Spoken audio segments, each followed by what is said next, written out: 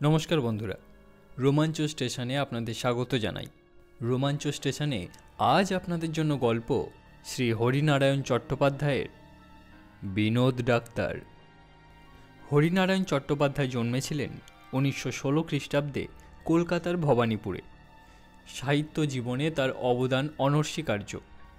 তার লেখা প্রথম উপন্যাস রেঙ্গুনের পটভূমিকায় লেখা ইরাবতী 1948 সালে দেশ পত্রিকায় ধারাবাহিকভাবে প্রকাশিত হয়। শিশুদের জন্য তিনি লিখেছেন বহু ছোট গল্প, রহস্য কাহিনী, ভূতের গল্প এবং উপন্যাস। তাহলে বন্ধুরা, শুরু করছি আজকের গল্প বিনোদ ডাক্তার।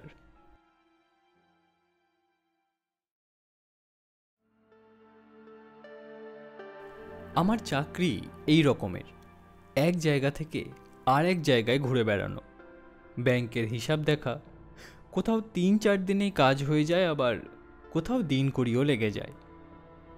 এটা নির্ভর করে ব্যাংকের হিসাবের জট কেমন পাকিয়েছে তার উপর। আগে ব্যাংকের শাখা কেবল বড় বড় শহরেই থাকতো, কিন্তু এখন চাষিদের সুবিধার জন্য আধা শহরে আর গ্রামেও শাখা হচ্ছে। আমাকে বেশিরভাগ সময় এইসব আধা শহরেই যেতে হতো। এই ধরনের কাজে একবার বিরামপুরে যেতে হয়েছিল। সকালে অফিস গিয়ে শুনলাম বেলা 3টের গাড়িতে রওনা হতে হবে। আমার এক প্রস্থ বিছানা বাঁধাই থাকতো। সুটকেস গুছিয়ে নিয়ে ট্রেনে চড়ে বসলাম।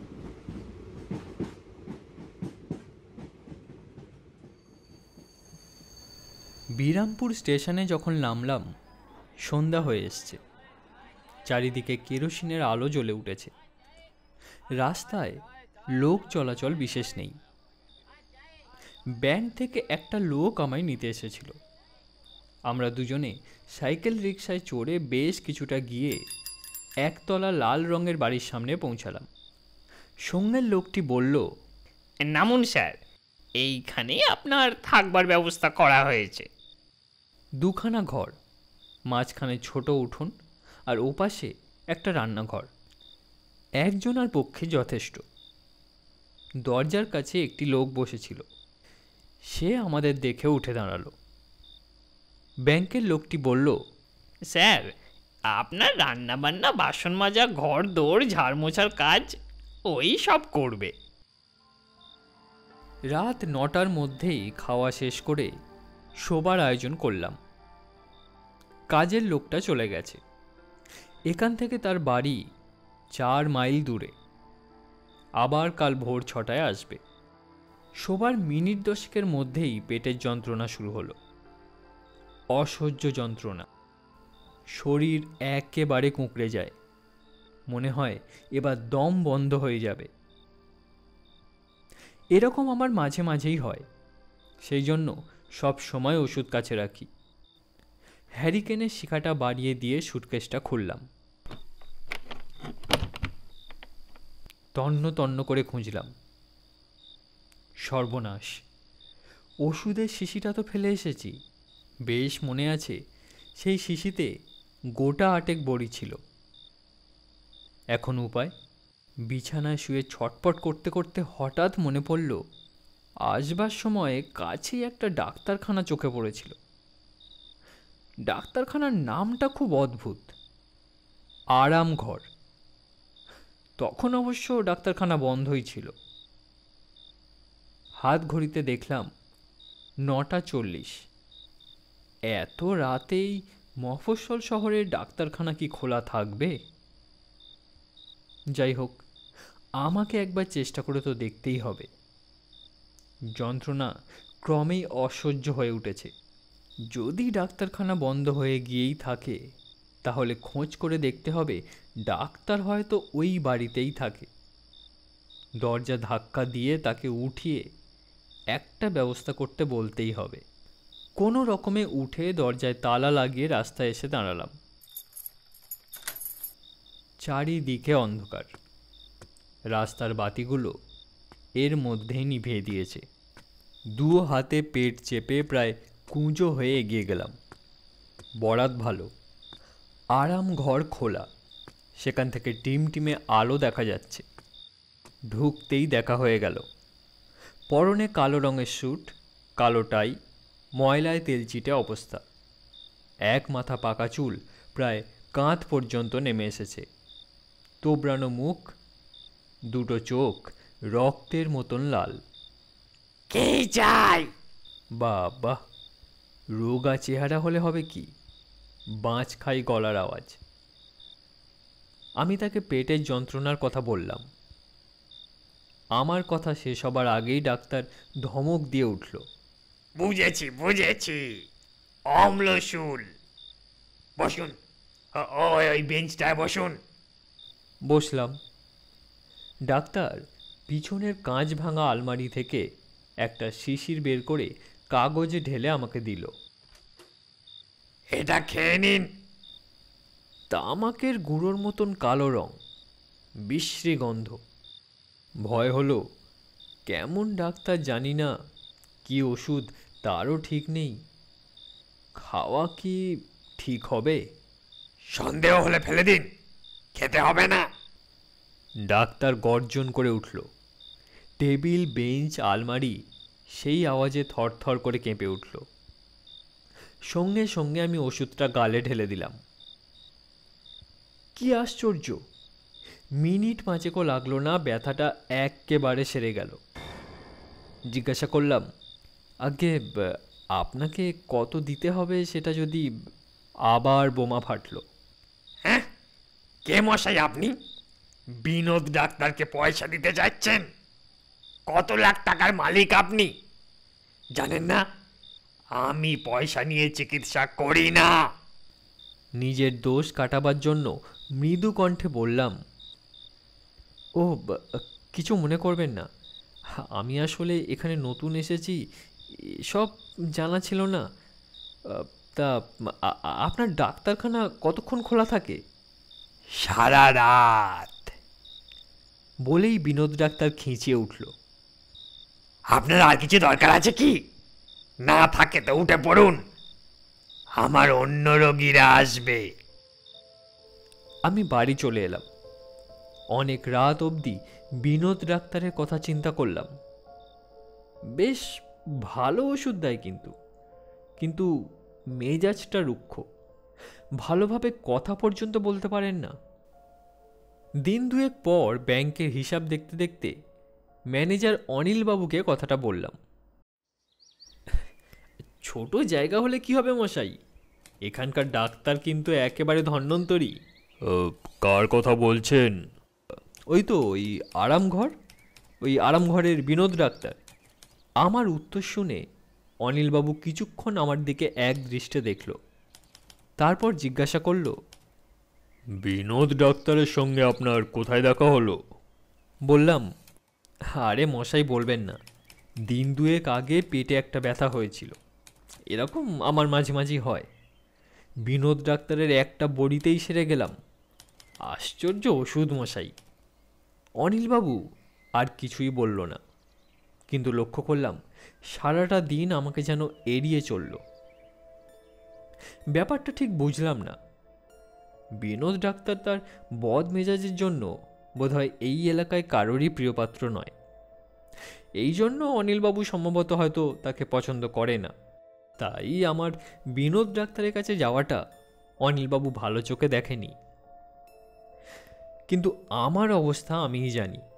সারাটা রাত সেই নিদারুণ যন্ত্রণা সহ্য করে পরের দিন অনিলবাবুর পছন্দসই ডাক্তারের জন্য অপেক্ষা করা আমার পক্ষে সম্ভব ছিল না। দিন কয়েক পর হঠাৎই খেয়াল হলো বিনোদ ডাক্তারের সঙ্গে একবার দেখা করে আসি। খাওয়া দাওয়া শেষ, গরমের জন্য ঘুমও আসছে না। আরামঘর তো অনেক রাত অবধি খোলা থাকে। দরজায় তালা দিয়ে আমি বেরিয়ে পড়লাম। রাস্তায় একটাও জনমানব নেই, অবশ্য এই সময় থাকবার কথাও নয়। আরামঘরের কাছাকাছি যেতেই হাসির শব্দ কানে এলো। অনেক লোকের মিলিত কণ্ঠে হাসি, খুব উচ্চ রোলে। তাহলে কি এই সময় বিনোদ ডাক্তারের বন্ধুরা আড্ডা জমায়? আড্ডা দেবার অদ্ভুত সময় তো। সামনের দিকে কেউ নেই, আওয়াজ আসছে ভিতরের ঘর থেকে। ঘর ঠিক বলা যায় না, আলমারি দিয়ে একটা ঘরই আলাদা করা। কৌতূহল হলো, দুটো আলমারির ফাঁক দিয়ে ভিতরে উঁকি দিলাম, আর উঁকি দিয়ে যা দেখলাম, পিঠে শীত দ্বারা বেয়ে যেন বরফের স্রোত নেমে গেল। আমার পা দুটো থর থর করে কেঁপে উঠল। টেবিলের উপর একটা কঙ্কাল শুয়ে। বিনোদ ডাক্তার স্টেথোস্কোপ দিয়ে তার বুক পরীক্ষা করতে করতে বলছে, মুখ ডালে বেরিও না, তোমার বুকের হাড় খুব দুর্বল, কোন দিন মট করে ভেঙে যাবে, প্লাস্টার করে শুয়ে রাখবো, তখন মজাটা টের পাবে।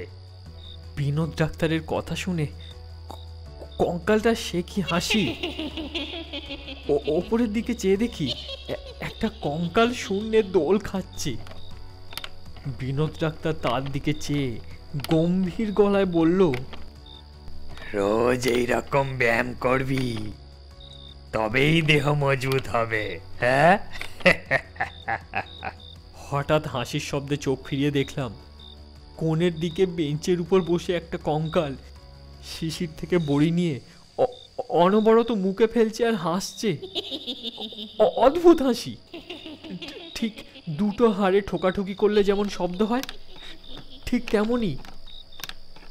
কঙ্কালটা হাসতে হাসতেই বলল, বিনোদ ডাক্তার, তোমার চোগা চাপ কান খুলে আমাদের মতন হালকা হও দেখি, তোমার গরমও লাগে না? কঙ্কালটা আচমকা থেমে গেল, আর কথাই বলতে পারলো না। বিনোদ ডাক্তার বলল, আরে কি হলো? কঙ্কালটা অনেক কষ্টে উচ্চারণ করলো, গলায় বড়িটা আটকে গেছে। বলেই কঙ্কালটা দুটো হাত দিয়ে নিজের গলাটা মোচড়ালো। মাথাটা গলা শুদ্ধ তার হাতে খুলে এলো। সেটা বার কয়েক বেঞ্চে ঠুকেই বলল, ব্যাস, বড়িটা নেমে গেছে। ব্যাপার দেখে আমার তো অবস্থা কাহিল। ভয়ে মুখ থেকে একটা আর্তনাদ বের হয়ে পড়ল। সঙ্গে সঙ্গে কঙ্কালগুলো সমস্বরে চেঁচে উঠল। আমি আর তিল মাত্র দেরি না করে ছুটতে শুরু করলাম প্রাণপণ শক্তিতে। কোনো দিকে না চেয়ে দৌড়াতে শুরু করলাম। পিছনে অনেকগুলো হাড়ের খটমট শব্দ ক্রমেই কাছে আসছে। তাড়াতাড়ি তালা খুলে ঘরের মধ্যে ঢুকে দরজা বন্ধ করে দিলাম। বুকটা তখনও দুকপুক করছে, এক্ষুনি বুঝি দম বন্ধ হয়ে যাবে। সারাটা রাত বিছানায় বসেই কাটালাম। কেবল মনে হলো ওই খট খট শব্দ যেন বাড়ির চারপাশে ঘুরে বেড়াচ্ছে। এখনই হয়তো দরজায় কড়া নাড়বে, আর না, তারই বা দরকার কি? এরা তো দরকার হলে বন্ধ দরজার মধ্যে দিয়েই চলে আসতে পারে। আমি যে খুব ভীতু এমন অপবাদ কেউ দেবে না। ভূত আত্মা এসবে আমার চিরদিনই আস্থা কম, কিন্তু চোখের সামনে যে দৃশ্য দেখেছি তাকে অস্বীকার করি কি করে?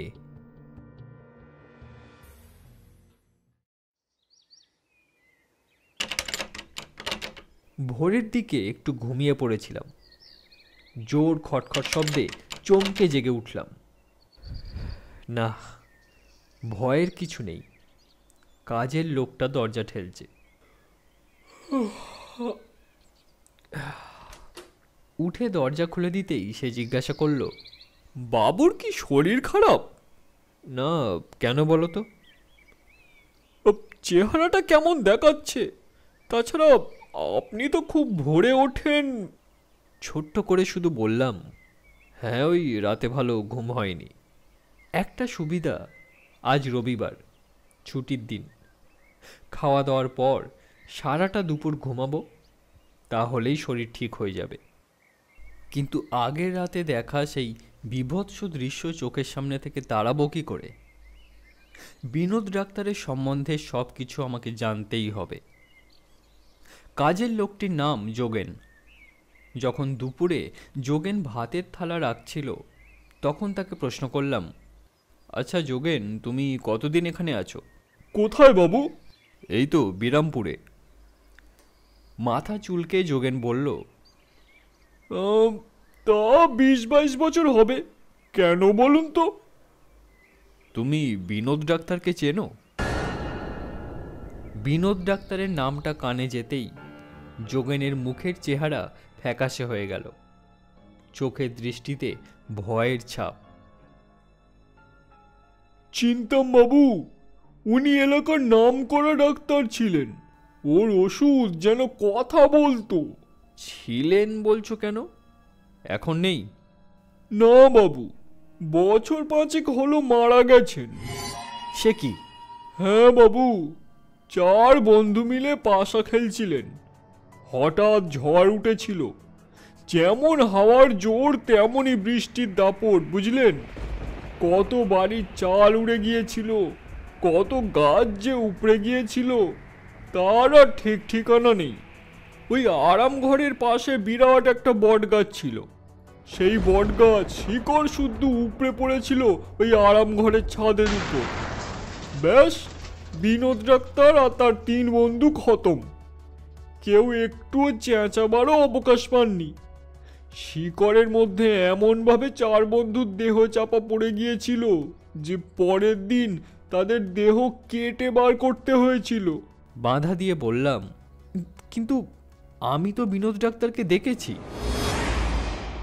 অনেকেই দেখে বাবু, রাত বিরেতে আরাম ঘরের পাশ দিয়ে যাদের যেতে হয় তারাই দেখেছে বিনোদ ডাক্তার বন্ধুদের ওষুধ দিচ্ছে কিংবা 4 জনে মিলে পাশা খেলছে। তাছাড়া দিনের বেলাতেও দেখা যায় আরাম ঘরের সামনের ওই বেল গাছটা। ঝড় নেই, বাতাস নেই, ডালপালা শুদ্ধ খুব দুলছে। ওই গাছেই ওদের বাস কিনা। কথা শেষ করে যোগেন 2টো হাত কপালে ঠেকালো। চুপ করে শুনে গেলাম। অন্য সময় হলে যোগেনের একটা কথাও বিশ্বাস করতাম না, কিন্তু আমি নিজের চোখেই তো সব দেখলাম। সেদিন বিকেল হতে সূর্যের আলো থাকতে থাকতেই বের হয়ে পড়লাম। উদ্দেশ্য, দিনের আলোয় ভালো করে আরামঘরটা দেখব, যদি সম্ভব হয় বিনোদ ডাক্তারকেও দেখব। ওইখানেই তো ডাক্তারের আস্তানা। আরামঘরের সামনে গিয়েই থমকে দাঁড়িয়ে পড়লাম। আরামঘরের দরজাই দেখা গেল না, তার সামনে আগাছার জঙ্গল, আকন্দ আর ফণিমনসার ঝোপে বোঝাই। বুঝতেই পারা যায় বহুদিন এই দরজা খোলা হয়নি, খোলা সম্ভবও নয়। একটু এগিয়ে যেতেই একটা তক্ষক ডেকে উঠল, অস্বাভাবিক রুক্ষ স্বর, ঠিক যেন বিনোদ ডাক্তারের গলা। পিছিয়ে আসতেই চোখে পড়ল, চারিদিক থমথমে, কোথাও ছিটে ফোঁটা বাতাস নেই, অথচ সামনের বেল গাছের উঁচু দিকের কয়েকটা ডাল সবেগে দুলছে। ঠিক মনে হলো বিনোদ ডাক্তারের অশরীরী বন্ধুরা ব্যায়াম করছে নিজেদের দেহের খাঁচা ঠিক রাখার জন্য।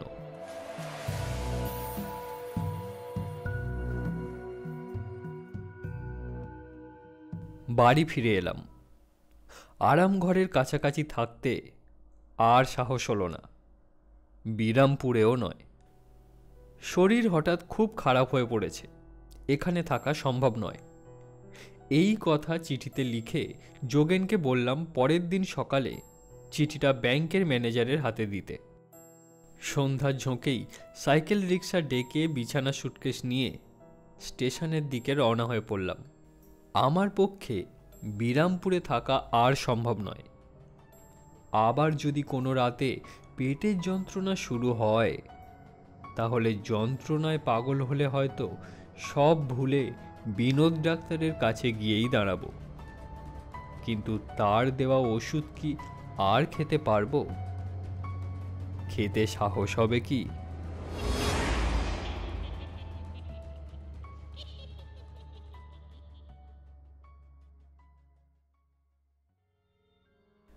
শুনছিলেন আজকের গল্প শ্রী হরিনারায়ণ চট্টোপাধ্যায়ের বিনোদ ডাক্তার। গল্পটি আপনাদের কেমন লাগলো তা অবশ্যই আমাদের কমেন্ট করে জানাবেন, এবং এরকম আরও রহস্য রোমাঞ্চকর গল্প শুনতে হলে অবশ্যই আমাদের চ্যানেলটি সাবস্ক্রাইব করে দিন। তাহলে বন্ধুরা, আমাদের চ্যানেলে আরও রহস্য রোমাঞ্চকর গল্প শুনতে থাকুন, এবং আপনারাও জানান আপনারা আরও কেমন গল্প শুনতে চান। আজ তাহলে এই পর্যন্তই। গল্প শুনুন, ভালো থাকুন।